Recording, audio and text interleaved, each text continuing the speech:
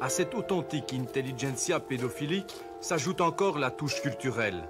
C'est à Paris, au siège de la célèbre maison d'édition Gallimard, que nous avons rencontré Gabriel Mazeneff. Écrivain maudit ou adulé, Mazeneff n'hésite pas à déclamer ses amours quelque peu particulières.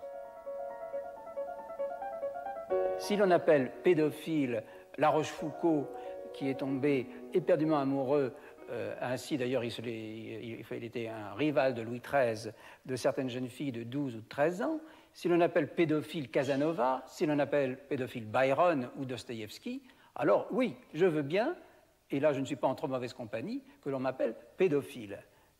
Que l'on ait 13, 14 ans, ou que l'on en ait 18 ou 20,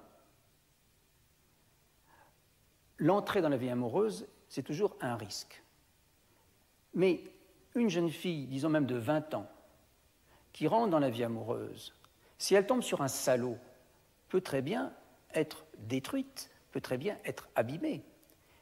Je crois que la question n'est pas de savoir s'il faut avoir son premier amant à 14 ans ou à 18 ans. Je pense que la question qui se pose, c'est la qualité de cet homme, la qualité humaine, n'est-ce pas? Parce qu'il est séduisant, le discours de Mazeneff est dangereux. Mais au cours de notre entretien, son discours va s'effilocher pour laisser apparaître certaines contradictions. Écoutez-le plutôt parler du tourisme sexuel.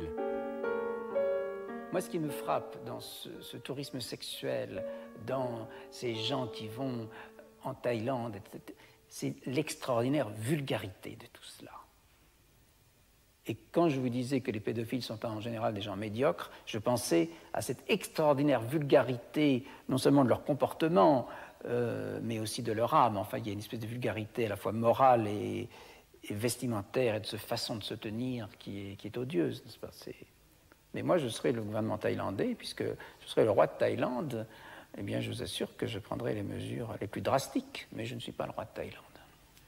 Mais lorsque vous vous êtes rendu aux Philippines, par exemple, vous avez aussi rencontré de jeunes Philippins et vous avez aussi vécu des relations avec ces jeunes Philippins, des relations que vous avez parfois payées, rétribuées. Comment faites-vous la distinction? Comment pourriez-vous expliquer cette différence?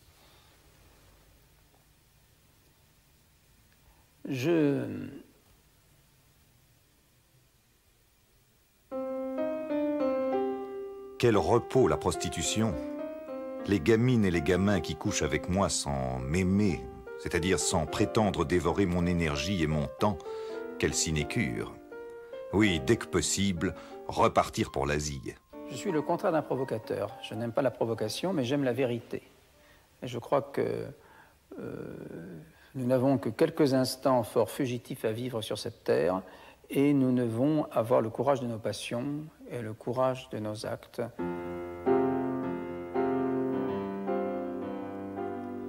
Le baratin aux parents est capital. Il s'agit de les embabouiner de paroles, de les rouler dans le chocolat. La carte de faux chef scout eut un effet salutaire.